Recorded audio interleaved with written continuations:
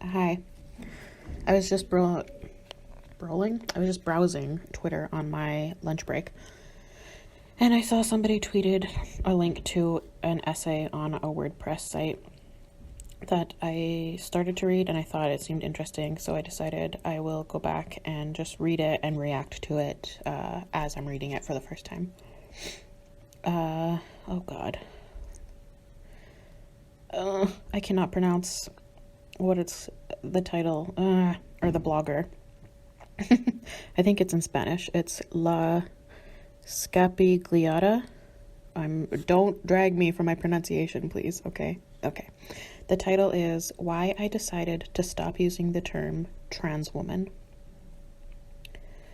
Since the latest arrest of a trans woman for the brutal attack on an actual woman, I'm pretty sure this is referring to the UK Speaker's Corner incident.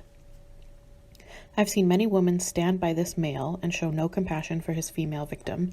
I also saw the male judge order the victim to refer to her male attacker as a she, and when the victim repeatedly forgot to lie under oath, what she means is when the victim repeatedly did not call the attacker a she, the judge reduced the attacker's sentence, shamed the victim, and denied her rightful compensation. The absurdity inherent in this situation is evidence of escalating power of patriarchy, which is now only willing to tolerate female collaborators or handmaidens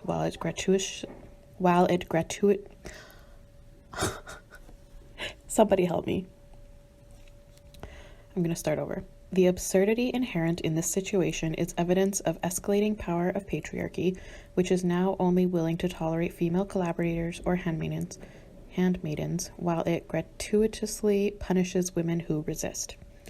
Most visible handmaidens today are highly paid women in politics, media, academia, and entertainment industry, allowed to be there by the grace of men and expected to police the rest of us.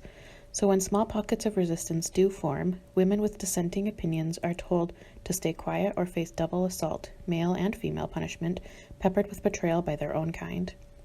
It's therefore not a surprise that the handmaidens are the biggest role models to young women and girls. The conditional nature of women in power is all that seems possible, all that's visible. This is why so many women are lining up for the job, and quite possibly this is how patriarchy survives. Consider the recent case of Emma Healy, who stole private information of women on Mumsnet forums and published it on social media as examples of transphobia. What did those mums do to deserve attentions of Emma's trans activism? They dared to say that men with penises are not women and discussed how allowing women identifying men into women-only spaces could lead to increased harm to women. Evidently, gender-critical women aren't paranoid fanaticists or pearl-clutching prudes as handmaidens and misogynists like to claim. They are regular women waking up to a dystopian nightmare where any man can call himself a trans woman and get the state to help him victimize vulnerable women and girls. This abusive male logic is masquerading as trans activism, and it is only a matter of time before it spreads to all spheres of life, at which point the rights of women will be lost. I can't believe it's already happened. The misogynists are escalating so quickly and hoping that most people won't believe it's happening until it's too late. In the meantime, it's up to the handmaidens to reassure us that nothing is wrong and trans women are women. But something is wrong. Identifying with someone who isn't you is empathy. Identifying as someone who isn't you is identity theft. Men who claim that they are women because they like, wear, or do women things are seeing women through the eyes of an imposter, and their right to take over women identities is defended with violence. Take a look at one of the recent trans activist campaigns. In this art exhibit, trans activists are showcasing axes clad in transgender flag colors and t-shirts smeared with turf blood. This is the San Francisco Public Library showcase that we all know about. Considering that feminists have always been at the forefront of defending not only rights of women and all gender nonconforming adults, but also rights of children, we need to consider trans activism fixation on not only medicalizing gender nonconforming minors, but on defending their sexualization. Ask yourself, how can a 3-year-old child be openly gay? One of the biggest media outlets for trans activism certainly saw nothing wrong with that statement. They even thought it was heartwarming that adults were announcing the toddler's sexual orientation all over the internet. And when readers complained about inappropriate sexualization of that child because a 3-year-old cannot be reasonably assumed to be sexually attracted to anyone, they took the article down because of homophobic abuse and bullying of a 3-year-old child. I don't know if I agree with that. I don't think that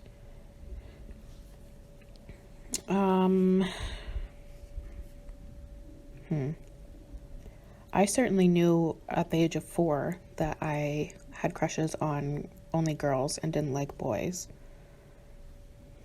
So I don't agree that, when it says because a 3-year-old cannot be reasonably assumed to be sexually attracted to anyone, yeah, obviously I agree with that. You don't know anything about sex, but you do know about crushes and stuff. So maybe not at 3, but my first big crush on a girl was when I was 4. So anyway, it seems that trans activism isn't just driven by imposter delusions of trans women and internalized sexism of handmaidens. Its ultimate goal is something we've seen before: misogynists looking to dismantle safeguarding of children and remove women from positions of power. Yeah, I agree with that. Thanks to this pressure, trans activists are exerting on women as a class when the madness of gender self-identification is long gone and the damage to children is done. Misogynists will be armed with endless examples of how women in fact enabled actions of abusive men, and this will be very hard to reverse because women will no longer have a voice, or worse still, their voices will be replaced by voices of trans women, and because trans women are women, women will have nothing to complain about. Yeah, we definitely see this. I have seen a zillion men say things like, well, feminists brought this on. So yeah. Let's get back to the basics. Regardless of what anyone says or orders or threatens, biological males can't identify as biological females. They can only identify as trans, whatever that might mean. Referring to a man as he is accurate regardless of his inner sense of identity, while terms like trans woman are confusing and counterintuitive because it feels like we're talking about a woman, even though this contradicts the obvious. This is why I decided to stop using the term trans woman and use trans-identified male or a transsexual instead. Not because I wish to disrespect anyone's identity, but because this distinction between material reality of womanhood and male domination fantasies is essential if we want to preserve the human rights of women and children and combat male violence that's inflicted on them.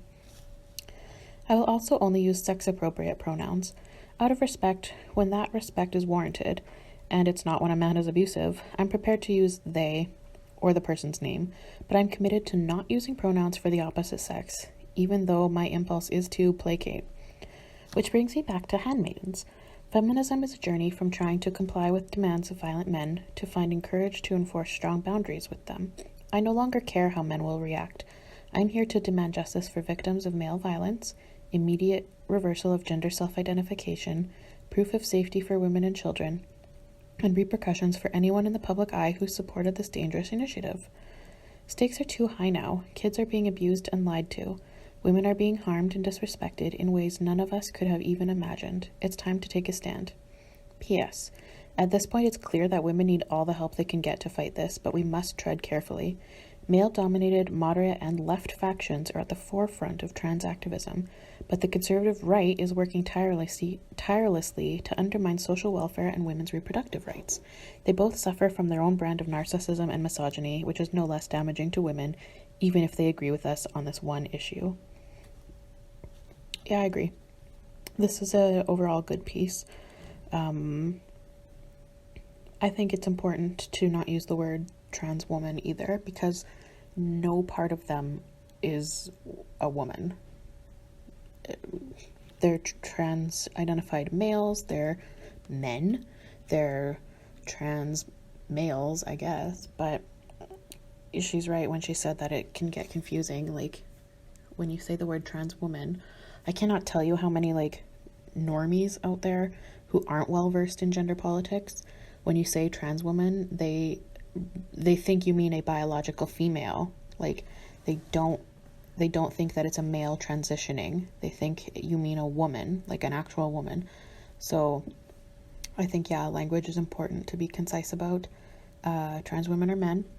You can call them men. You should be clear and concise in your language and address them as the men that they are. That's just how it has to go. We can't capitulate. We can't cater to it. You can't.